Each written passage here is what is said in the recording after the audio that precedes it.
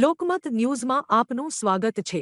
વડોદરા શહેરમાં ઉનાળાની ઋતુ શરૂ થવાની છે, પરંતુ રમતગમત પ્રેમીઓ અને સ્વિમરો માટે પરિસ્થિતિ ચિંતાજનક બની છે। વડોદરા મહાનગરપાલિકા સંચાલિત 4 સ્વિમિંગ પુલોમાંથી 3 હાલ બંધ હાલતમાં છે। લાલબાગ અને વાઘોડિયા રોડ સ્થિત રાજીવ ગાંધી સ્વિમિંગ પુલ 1 જાન્યુઆરીથી મેન્ટેનન્સના નામે બંધ છે, જ્યારે સરદાર બાગ સ્વિમિંગ પુલ ઓગસ્ટ 2025થી કાર્યરત નથી। હાલમાં માત્ર કારેલીબાગ સ્વિમિંગ પુલ જ ખુલ્લો હોવાથી તમામ સ્વિમરોને ત્યાં જ આધાર રાખવો પડી રહ્યો છે। પાલિકા દ્વારા 100 કરોડના ખર્ચે 4 નવા સ્વિમિંગ પુલ બનાવવાની જાહેરાત કરવામાં આવી છે, પરંતુ હાલના પુલોની જાળવણી અંગે પ્રશ્નો ઊભા થયા છે। લાલબાગ પુલની બાજુના બેબી પુલમાં કચરો જોવા મળ્યો હોવાનો આક્ષેપ પણ થયો છે। સામાજિક કાર્યકર અતુલ ગામેચીએ આ મુદ્દે આક્રોશ વ્યક્ત કરતા કહ્યું છે કે જાહેરાતો કરતા પહેલા હાલની સુવિધાઓ સુધારવી જરૂરી છે। હવે પ્રશ્ન એ છે કે ઉનાળા પહેલા બંધ પુલો શરૂ થશે કે નહીં।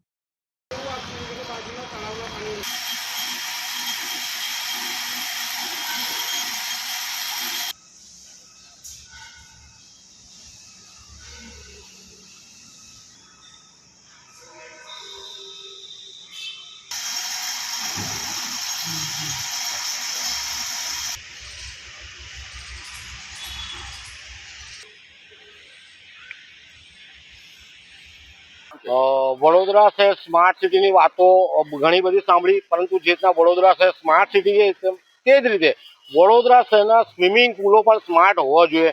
વડોદરા શહેરમાં હાલમાં જૂના 4 સ્વિમિંગ પુલ છે, એમાંથી 3 બંધ હાલતમાં છે, એક ચાલુ હાલતમાં કારેલિયા બાગનો ચાલુ હાલતમાં છે।